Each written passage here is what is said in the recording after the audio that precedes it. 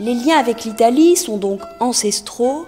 Marseille au XIe siècle est englobée dans le royaume d'Italie et au XIIIe siècle, avec l'arrivée des Angevins, les comtes de Provence sont aussi rois de Naples, ce qui ne fait qu'accentuer ces liens politiques, économiques, culturels et religieux avec des pays aux frontières excessivement poreuses.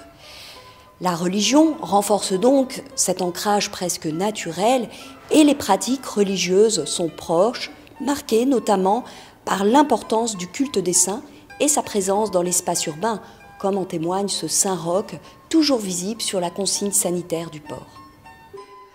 Le préfet Villeneuve-Bargemont écrit en 1817 que le peuple provençal tient essentiellement à sa religion, à ses cérémonies, à d'antiques usages à la fois religieux et de famille, à ses processions, à l'observation des fêtes et dimanches, à ses pénitents. Comme en Italie, on sait allier des pratiques de dévotion avec l'amour des plaisirs profanes. Effectivement, tout comme en Italie, les processions sont pratiquées à Marseille depuis fort longtemps. Les politiques anticléricales des premières municipalités républicaines interdirent dès 1872 les processions sur la voie publique. Les Italiens tenteront de poursuivre ces pratiques qui sont autant de moyens de garder leur culture vivante, de renforcer les liens charnels de leurs racines culturelles et religieuses. Façon pour eux de rester attachés au pays.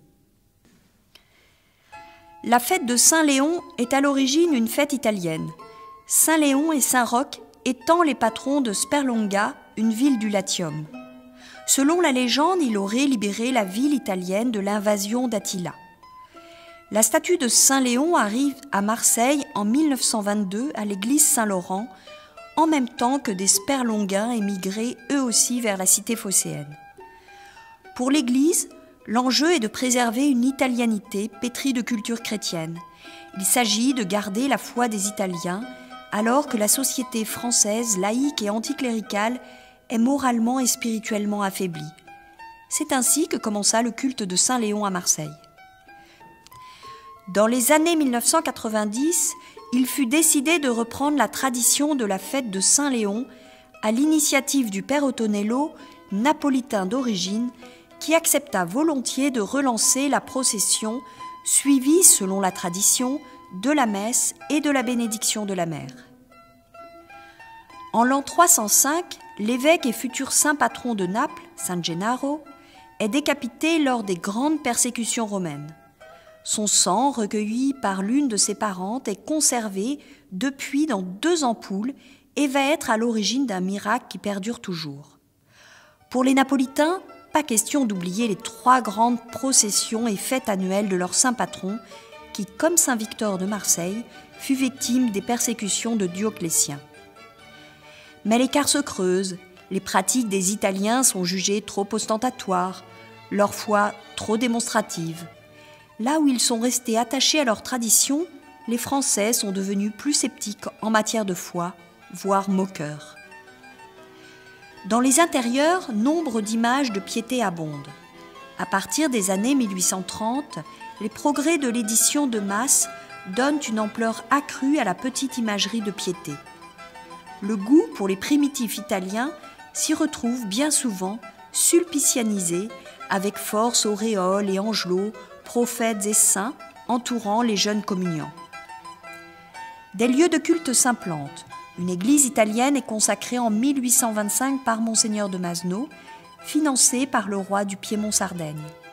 Des prêtres italiens sont envoyés en mission afin d'encadrer cette population. Bien des églises du centre-ville ont des prêches en italien. Peu à peu, l'Église de France mise sur l'assimilation. De la sorte, paroisses, patronage, œuvres de bienfaisance, activités sportives constituèrent des lieux de rencontre et d'intégration. Des œuvres religieuses s'implantent à titre caritatif. Don Bosco, l'apôtre de Turin, vient à Marseille en 1878 pour fonder une école d'apprentissage rue Stanislas de Rente. Touché par la misère des enfants délaissés, l'abbé Vitagliano ouvre un orphelinat dans le quartier du Cama. Dans les années 1930, la mission catholique italienne de Marseille dispose d'un bulletin Campana Nostra, un journal qui donne des informations sur la vie religieuse au sein de la communauté italienne de Marseille.